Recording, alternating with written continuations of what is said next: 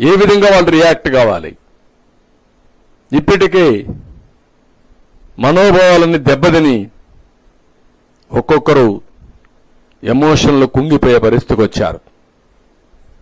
నిన్న పవన్ కళ్యాణ్ గారు కూడా ఈరోజు ఏది జరిగిన అపచారానికి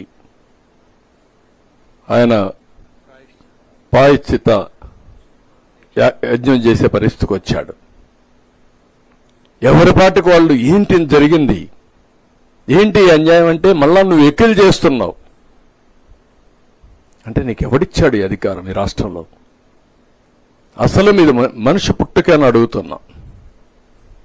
మీ ప్రవర్తన చూస్తే ఏదన్నా లెక్కలేదా మీకు? ఏదంటే చేస్తారా? ఏదంటే చేస్తే మేము సపోర్ట్ చేయాలన్నా మిమ్మల్ని? నేను ఎన్నోసార్లు మీకు కూడా చెప్పాను, ప్రజలకందరికీ చెప్పాను, ఎన్నోసార్లు